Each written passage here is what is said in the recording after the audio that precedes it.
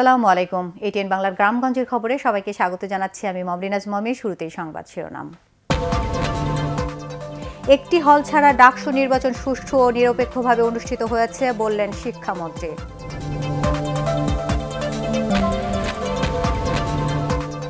উপজেলা নির্বাচনকে ঘিরে ইসি যাতে প্রশ্নবিদ্ধ না হয় সে ব্যাপারে মাঠ কর্মকর্তাদের সতর্ক করলেন কবিতা খানম।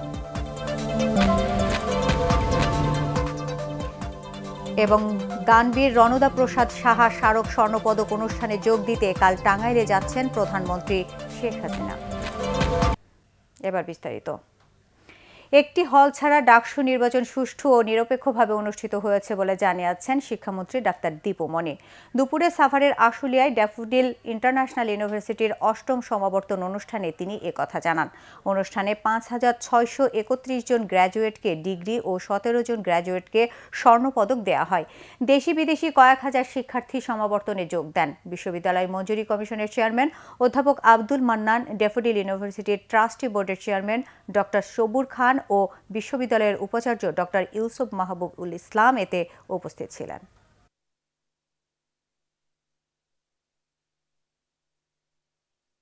নির্বাচনের দিন একটি হল ছাড়া বাকি সবগুলো হলে অত্যন্ত শান্তিপূর্ণভাবে ভালো নির্বাচন হয়েছে। একটি হলে যে সমস্যা হয়েছে সেটি নিয়ে ইতোমধ্যেই বিশ্ববিদ্যালয় কর্তৃপক্ষ তদন্ত কমিটি করেছেন এবং তাৎক্ষণিকও কিছু ব্যবস্থা নিয়েছেন। আমরা সেই তদন্ত কমিটির রিপোর্টের অপেক্ষা করব। উপজেলা নির্বাচনকে ঘিরে নির্বাচন কমিশন যাতে প্রশ্নবিদ্ধ না হয় সে ব্যাপারে মাঠ পর্যায়ের কর্মকর্তাদের সতর্ক থাকতে বলেছেন নির্বাচন কমিশনার কবিতা খানম। চট্টগ্রামে উপজেলা নির্বাচন নিয়ে আয়োজিত আইন শৃঙ্খলা বিষয়ক মতবিনিময় সভায় তিনি একথা বলেন। নির্বাচন কমিশন সচিব হেলাল উদ্দিন ও অতিরিক্ত বিভাগীয় কমিশনার শঙ্কর রঞ্জন সাহা সভায় বক্তব্য রাখেন। চট্টগ্রামের ৫ উপজেলার নির্বাচনে যেন কোনো কারচুপি না হয় সেদিকে নজর রাখতেও প্রশাসনকে নির্দেশ দেন কবিতা খানম। দানবীর ও নারী জাগরণের অগ্রদূত রণদা প্রসাদ সাহা স্মারক স্বর্ণপদক অনুষ্ঠানে যোগ দিতে আগামীকাল টাঙ্গাইলের মির্জাপুরে যাচ্ছেন প্রধানমন্ত্রী শেখ হাসিনা। প্রধানমন্ত্রীর আগমন উপলক্ষে উৎসবের আমেজ বিরাজ করছে পুরো জেলায়। বর্ণিল সাজে সাজানো হয়েছে কুমুদিনী কমপ্লেক্স সহ পুরো মির্জাপুর উপজেলা। অনুষ্ঠানে প্রধানমন্ত্রী শেখ হাসিনা গ্রহণ করবেন দানবীর রণদা প্রসাদ সাহা স্মারক স্বর্ণপদক। এরপর তিনি কুমুদিনী হাসপাতাল, Bharateshwari Homes, Kumudini Women's Medical College, Kumudini Nursing School and BSc Nursing College সহ কুমুদিনী কমপ্লেক্সের সেবাধর্মী বিভিন্ন ইউনিট পরিদর্শন করবেন। আগামীকালে অনুষ্ঠিত উপলক্ষে কুমুদিনী হাসপাতালের মূল ভবনের দক্ষিণ পাশে নির্মাণ করা হয়েছে দানবীর রণদা প্রসাদ সাহার মুরাল সহ বিভিন্ন স্থাপনা। জেলার বেশ কয়েকটি উন্নয়ন কর্মকাণ্ডেরও উদ্বোধন করবেন প্রধানমন্ত্রী। আওয়ামী লীগ সভাপতিকে বরণ করতে প্রস্তুত জেলা আওয়ামী লীগও।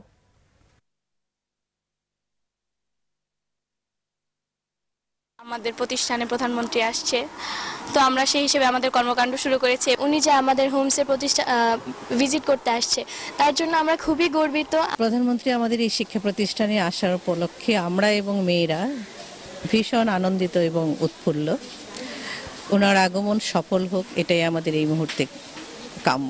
টাঙ্গাইলের অনেক উন্নয়নমূলক কর্মকাণ্ড এই সরকারের আমলে হয়েছে বিধায় সেই প্রতিষ্ঠানগুলো, সেই কর্মকাণ্ডগুলো তিনি উদ্বোধন করবেন।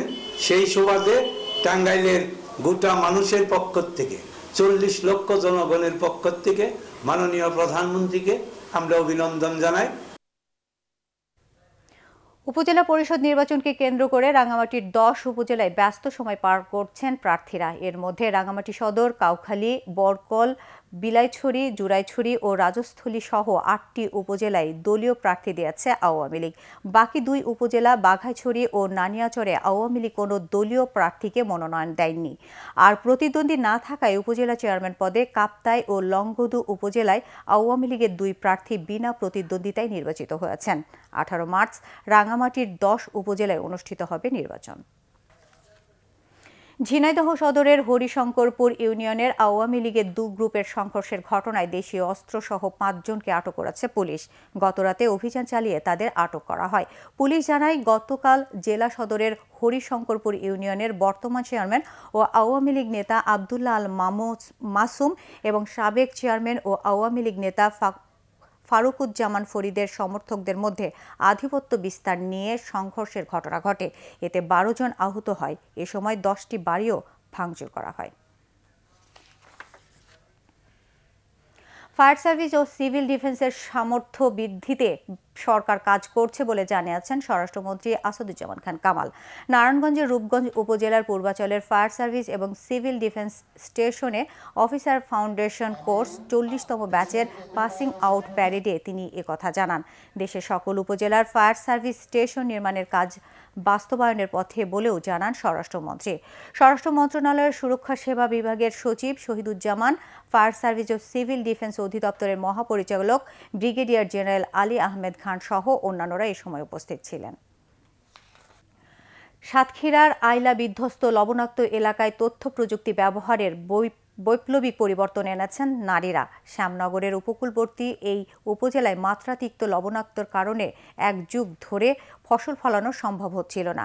সেখানে এখন উঠোনে উঠোনে সবুজ ফসলের সমাহার, যা পারিবারিক পুষ্টি নিশ্চিতের পাশাপাশি গ্রামীণ নারীদের স্বাবলম্বী করে তুলেছে। তথ্য প্রযুক্তি ব্যবহারে বড় কুপট এখন মডেল গ্রাম হিসেবে পরিচিত পেয়েছে। অস্ট্রেলিয়ার মোনাশ বিশ্ববিদ্যালয় ও অক্সফার্মের সহায়তায় বেসরকারি সংস্থা সুশীল প্রতীক প্রকল্পের আওতায় তাদের তথ্য প্রযুক্তি ব্যবহারে প্রশিক্ষণ স্মার্টফোন দিয়ে সহযোগিতা করছে। ফসল রোগাক্রান্ত হলে সঙ্গে সঙ্গে প্রতীক কল সেন্টারে ফোন করে কৃষানীরা পাচ্ছেন প্রয়োজনীয় পরামর্শ। অ্যাপসের মাধ্যমে গৃহীত পরামর্শ কৃষির পাশাপাশি হাঁস মুরগি এমনকি মৎস্য চাষেও এনেছে ইতিবাচক পরিবর্তন।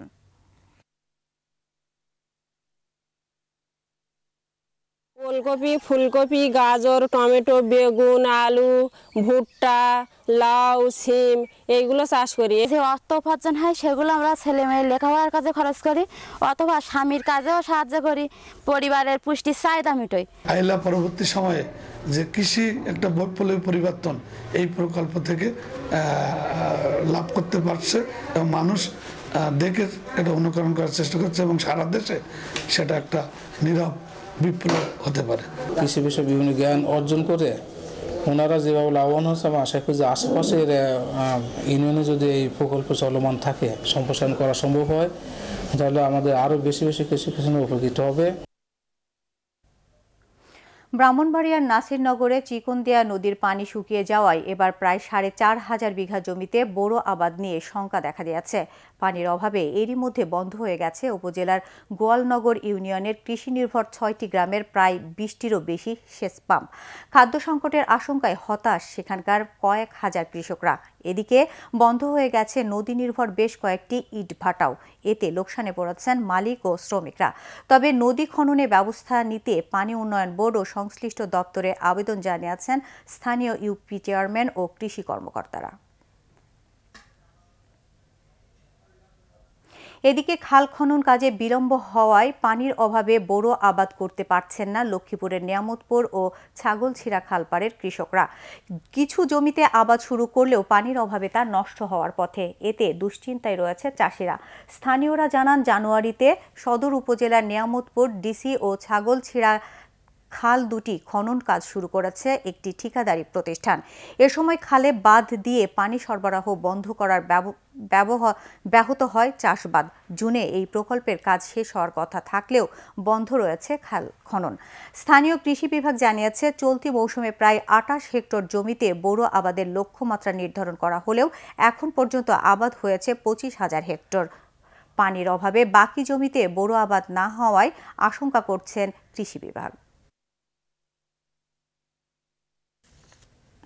র্যালি ও আলোচনা সভা সহ নানা আয়োজনে সারা দেশে পালিত হচ্ছে জাতীয় প্রাথমিক শিক্ষা সপ্তাহ। এই উপলক্ষে বরিশালের সার্কিট হাউস চত্বর থেকে র্যালি বের হয়ে নগরীর বিভিন্ন সড়ক প্রদক্ষিণ করে প্রাথমিক শিক্ষা অফিসে গিয়ে শেষ হয় পরে।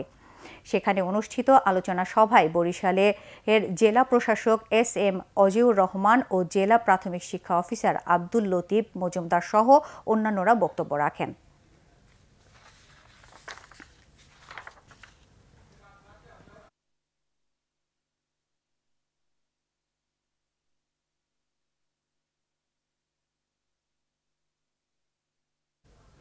বিজ্ঞান ও প্রযুক্তি অগ্রগতির মূল শক্তি, এই প্রতিপাদ্য নিয়ে ঠাকুরগাঁয়ে শুরু হয়েছে 3 দিনব্যাপী জাতীয় বিজ্ঞান ও প্রযুক্তি সপ্তাহ এবং বিজ্ঞান মেলা। এই উপলক্ষে সকালে জেলা প্রশাসকের কার্যালয় চত্বর থেকে র্যালি বের হয়ে শহরের বিভিন্ন সড়ক প্রদক্ষিণ করে। পরে জেলা পরিষদ অডিটোরিয়াম চত্বরে মেলা উদ্বোধন করে জেলা প্রশাসক ডক্টর KM কামরুজ্জামান সেলিম। বিজ্ঞান মেলায় জেলার 20টি শিক্ষা প্রতিষ্ঠানের 41টি বিভিন্ন প্রযুক্তির স্টল রয়েছে। এবছর সুলতান স্বর্ণপদক পেয়েছেন চিত্রশিল্পী মুস্তফা মনোয়ার। বিশ্ববরেণ্য চিত্রশিল্পী SM সুলতানের 94তম জন্মজয়ন্তী উপলক্ষে নড়াইলে অনুষ্ঠিত 10 দিনব্যাপী সুলতান মেলার সমাপনী দিনে শিল্পকলা একাডেমি তাকে এই পুরস্কার দেয়।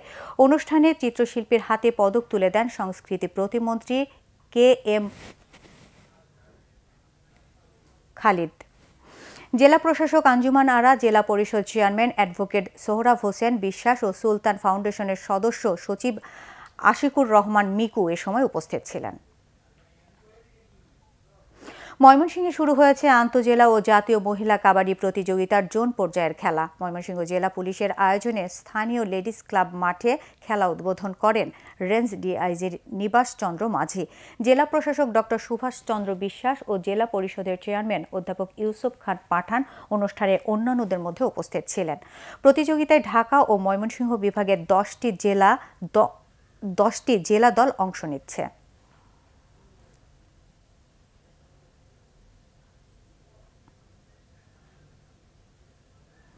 দর্শক, পরবর্তী সংবাদ দেখার আমন্ত্রণ জানিয়ে এখনকার মতো শেষ করছি। ATN বাংলা সংবাদ ইউটিউবে দেখতে ব্রাউজ করুন www.youtube.com/ATN Tube News আর সাবস্ক্রাইব করে ATN বাংলার সাথেই থাকুন।